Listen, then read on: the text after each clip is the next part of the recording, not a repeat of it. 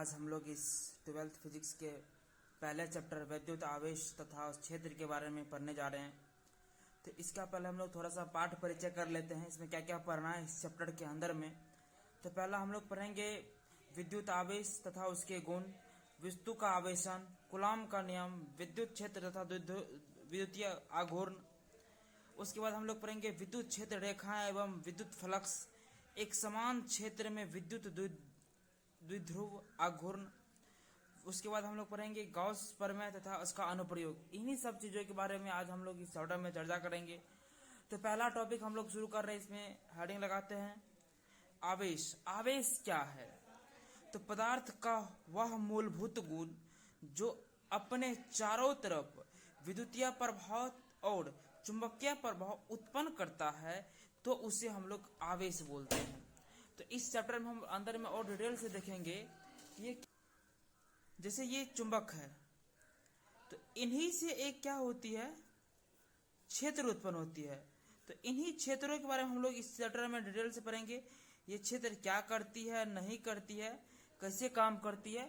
तो इसी क्षेत्र को, इस क्षेत्र में जो इलेक्ट्रॉन होती है, वो इलेक्ट्रॉन के कारण ये सब क्षेत्र उत्पन्न होती है। इसमें जो विद्युत क्षेत्र बनता है या चुंबकीय क्षेत्र बनता है, जैसे यदि तार होकर यहाँ से तार गुजारेंगे, तो इसके चारों साइड जो इसके आसपास जो यहाँ पर जो क्षेत्र बनेगा, तो उसको हम लोग विद्युतीय क्षेत्र बोलेंगे। यदि चुंबक के चारों साइड बना है, उसको चुंबकीय क्षेत्र बोलेंगे। तो इसी कारण ये इसमें सभी में आवेश उपस्थित होती है, मतलब उसमें इलेक्ट्रॉन की प्रवाह होती है।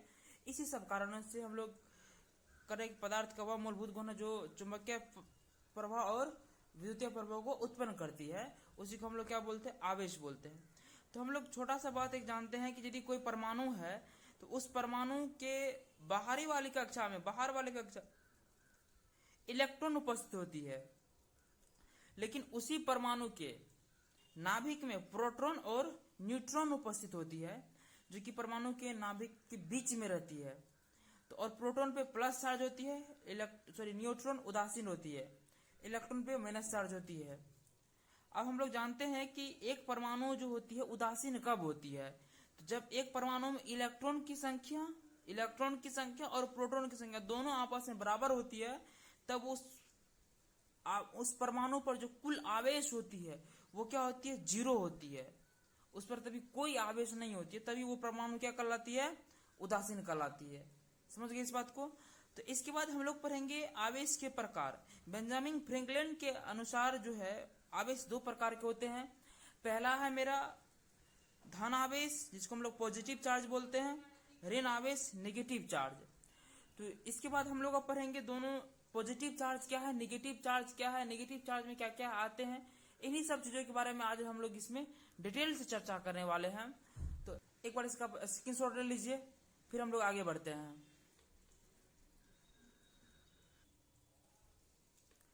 अब हम लोग देख रहे हैं धन आवेश के बारे में। किसी पदार्थ पर इलेक्ट्रॉन की कमी के कारण उत्पन्न आवेश को धन आवेश कहते हैं। इसका मतलब ये हुआ कि जब एक कांच का छड़ लिया गया और रेशम के कपड़ा से उसको रगड़ा गया आपस में, तो देखा गया कि कांच के छड़ से इलेक्ट्रॉन निकल के रेशम के कपड़ा पे गया, तो जिसके कारण से कांच के छड़ में इलेक्ट्रॉन की कमी हो गई, और इलेक्ट्रॉन की कमी होने के कारण इस पर कौन सा आवेश सर गया, धन आवेश सर गया, पॉजिटिव चार्ज आ गया कांच के छड़ पे। तो उसी प्रकार से हम लोग क्या किए हैं, एक हम लोग उदाहरण देखें यहाँ पे। फिर हम लोग थोड़ा सा प्रोटॉन के बारे में जानने का प्रयास करते हैं।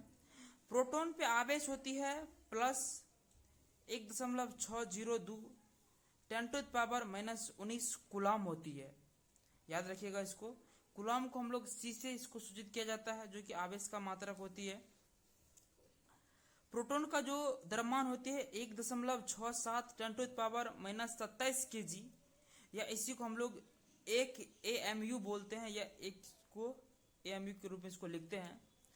AMU का मतलब होता है परमाणु द्रव्यमान ऊर्जा। और प्रोटॉन का खोज गोल्डस्टीन ने किया था। और परमाणु जो होती, अल्फा कण जो होती है, ये धन आवेशित होती है। याद रखिएगा। परमाणु जो हम लोग पढ़ रहे हैं ऋण आवेश। ऋण आवेश क्या है किसी पदार्थ पर इलेक्ट्रॉन की वृद्धि के कारण उत्पन्न आवेश को हम लोग क्या बोलते हैं, ऋण आवेश कहा जाता है। जिस प्रकार से यहाँ पर अभी हम लोग देखे थे कांच और रेशम के कपड़ा को लिया, फिर वही उदाहरण को हम लोग यहाँ पर दोहराते हैं कि जब कांच और रेशम के कपड़ा को जब आपस में रगड़ा गया तो देखा गया कि कांच के छड़ से इलेक्ट्रॉन निकल के रेशम के कपड़ा पे आ गया। मतलब ये हुआ कि रेशम के कपड़ा में इलेक्ट्रॉन की वृद्धि हो गई। तो जिसमें वृद्धि होगी उस पर ऋण आवेश चढ़ जाती है। जब इलेक्ट्रॉन की क्या होती है, वृद्धि होती है, तो कौन सा आवेश चढ़ता है, ऋण आवेश चढ़ता है। दूसरा बात, इलेक्ट्रॉन में क्या होती है कि हम लोग यहाँ पर जानते हैं एक बात, इलेक्ट्रॉन क्या होती है, ये मतलब माइनस चार्ज में रहती है, इसको इस पर माइनस चार्ज रहता है और इस पर आवेश जो होती है -1.602 10⁻⁻19 कूलम और द्रव्यमान इसकी होती है 9.11 10⁻31 kg। तो इसको याद रखिएगा आप लोग थोड़ा सा। और इसका खोज क्या था, जे थॉमसन ने इसका खोज किया था इलेक्ट्रॉन का। तो ये थोड़ी थोड़ी जानकारी है, आप लोग अभी से बेसिक जानकारी इसको याद रखिए। यदि यहाँ पर आप इसका एक बार आप लोग स्क्रीनशॉट ले लीजिए, फिर हम लोग आगे देखते हैं। अब हम लोग थोड़ा सा न्यूट्रॉन के बारे में चर्चा कर लेते हैं।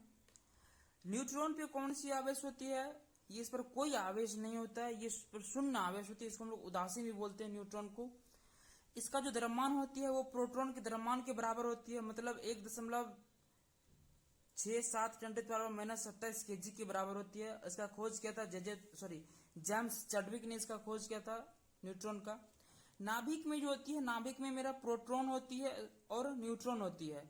जी, प्रोटॉन प्लस चार्ज लेकर के इसमें उपस्थित होती है। इसका खोज, नाभिक का खोज रदरफोर्ड ने किया था। इंपोर्टेंट पॉइंट्स हम लोग थोड़ा सा महत्वपूर्ण बिंदु के बारे में थोड़ा जानने का प्रयास कर रहे हैं यहाँ पर कि आवेश एक मेरा क्या है, इसको याद रखिएगा, बहुत पूछता है एग्जाम में।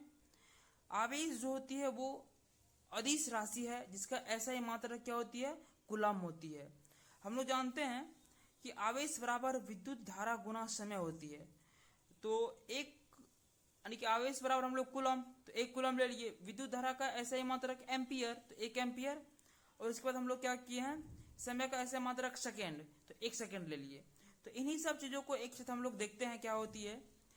तो हम लोग जब इस दोनों एक को गुना किए तो 1 मिला और एम्पियर सेकेंड हो गया, तो एम्पियर सेकेंड। तो 1 कूलम बराबर क्या होती है, एम्पियर। 1 कूलम बराबर 1 एम्पियर सेकेंड। तो याद रखिएगा एम्पियर सेकेंड को हम लोग कूलम ही कहते हैं, एम्पियर सेकेंड को कूलम भी कहा जाता है, याद रखिएगा। कभी कभी पूछ देता है कि इनमें से कौन विद्युत धारा का इनमें से कौन आवेश का मात्रक है, नहीं है, सब कुछ याद रखिएगा। कूलम पूछे या एम्पियर सेकेंड पूछे, ये दोनों ही विद्युत धारा का आवेश का मात्रक होती है। आवेश का सीजीएस मात्रक होती है स्टेट कूलम। इसका जो सीजीएस आवेश का सीजीएस मात्रक होती है स्टेट कूलम, या इसी का एक और भी मात्रक होता है ESU, इलेक्ट्रोस्टैटिक यूनिट हम लोग बोलते हैं ESU। बहुत पूछता है कि इनमें से कौन ये आवेश का मात्रक है, नहीं है।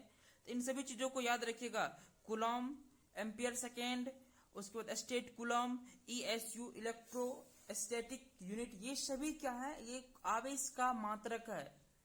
उसके बाद हम लोग क्या जानते हैं कि 1 कूलम में कितने ESU होती है, तो 3.9 10⁻⁹ ESU होती है 1 कूलम में। फिर उसके बाद यदि हम क्या करते हैं कि इसी ESU को यहाँ पे रखते हैं 1, और इस पूरे को 3.10⁻⁹ जो है, इस पूरे को हम इस साइड भेज देते हैं, तो क्या हो जाएगी, भागाम हो जाएगा यहाँ पर, तो यहाँ पर 1 बच जाएगा। तो 1 ESU बराबर में 1 बटा नीचे में क्या आ जाएगा, 3 गुनी 10⁻⁹ कूलम में आ जाएगा। तो 1 ESU बराबर कितना हो गया, 1 बटा 3 गुना 10⁻⁹ कूलम हो गया। फिर उसके बाद हम लोग क्या करते हैं, देखिए, तो इसी यदि ये नीचे में है 10⁻⁹, ये नीचे में, इसको हम लोग ऊपर भेजेंगे तो ये माइनस में आ जाएगा। ये क्या हो जाएगा, 1 बटा 3 10⁻⁻⁹ कूलम। क्यों, ये नीचे में था, इसको जब हम लोग ऊपर भेजेंगे तो इस पर जो पावर रहता है यदि वो प्लस में है तो माइनस हो जाएगा, माइनस में है तो वो प्लस में हो जाएगा। तो इसी कारण से ये पहले प्लस में था, अब ये क्या हो गया, यहाँ पर माइनस में आ गया, ऊपर भेज दिया है, तो ये कूलम हो गया। तो एक ESU बराबर कितना कूलम, 1/3 10⁻⁻⁹ कूलम। यहाँ तक आपको समझ में आया होगा मेरी बात। तो एक बार आप इसका स्क्रीनशॉट ले लीजिए, फिर इसी को हम लेकर के आगे की ओर बढ़ते हैं। फिर हम लोग क्या जानते हैं कि इलेक्ट्रॉन पर कितनी आवेश होती है। इलेक्ट्रॉन का आवेश होती है माइनस में 1.6 मान लेते हैं, अभी पूरा डिटेल में नहीं लिखेंगे, पूरा 1.6 10⁻⁻19 कूलम होती है। एक इलेक्ट्रॉन पर इतना कूलम, याद रखिए इस बात को, एक इलेक्ट्रॉन पर -1.6 10⁻⁻19 कूलम। तो बोलिए एक इलेक्ट्रॉन में इतना कूलम, तो एक इलेक्ट्रॉन पर कितना ESU में चार्ज, जिस तरह से कूलम में चार्ज उसी तरह से ESU में चार्ज, तो कितना, तो हम जानते हैं एक ESU में कितना कूलम, तो 1/3 10⁻⁻19 कूलम, सॉरी 9 कूलम, -9 कूलम। तो अब क्या करेंगे, एक में इतना, एक ESU में इतना कूलम, तो हमको टोटल कूलम मालूम है, उसमें एक वाले से भाग दे देंगे, एक ESU पर कितना कूलम उससे सॉरी गुना कर देंगे। एक ESU में कितना कूलम है उससे हम क्या करेंगे, इसमें गुना कर देंगे। तो ये क्या हो जाएगा, तो ये आपस में गुना करेंगे तो यहाँ पर हो जाएगा 1 इसको इसी के साथ -1.3 10⁻⁻19 गुना इस पूरे को। अब देखिए यहाँ पर क्या करें हम लोग, यदि हम लोग इसको पलट दिए, नीचे वाले ऊपर चले गया तो ये भी पलट जाएगा।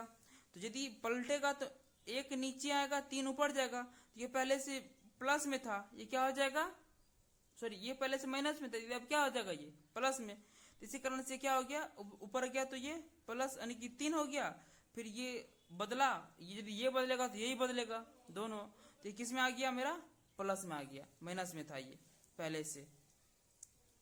अब देखिए तो हम लोग क्या किया फाइनली, तो -1.6 गुनी 10⁻⁻19 कूलम को किससे गुना किए हैं, 3 गुना 10⁻9 कूलम से गुना कर दिया। अब देखिए ये पहले क्या था, एक ESU चार्ज था कूलम में, अब ये पूरा किस में आ जाएगा, अब एक ESU अब किसके साथ गुना हो रहा है, कूलम के साथ गुना हो रहा है, इस पूरे कूलम है ये भी। तो इस पूरे को हम लोग किस में अब लिख सकते हैं, ESU, क्यों, इसके गुना करने के कारण ये पूरा ESU में बदल गया। जब इसको हम लोग आपस में गुना किए हैं तो कितना हो जाएगा, ये 16 या 48 मतलब 4.8। अब देखिए दोनों का बेस समान है, 10 पावर, ये भी 10 है ये भी 10 है, तो बेस समान होने में पावर जुड़ जाती है। तो -19 अब प्लस में कितना हो जाएगा, 9। तो दोनों आपस में प्लस माइनस है, विपरीत चिन्ह घट जाएगा, जब घटा तो क्या हो गया, माइनस में 10। तो एक इलेक्ट्रॉन पर कितना ESU, तो एक इलेक्ट्रॉन पर हुआ -4.8 10⁻⁻10 ESU। याद रखिएगा, इसको पूछता है कि एक इलेक्ट्रॉन पर कितना ESU में चार्ज पूछेगा तो कितना बोलना, -4.8 10⁻⁻10 ESU। तो ये हो गया ESU में चार्ज, ये हो गया कूलम में चार्ज, किस पर, इलेक्ट्रॉन पर। यहां तक समझ में आया होगा।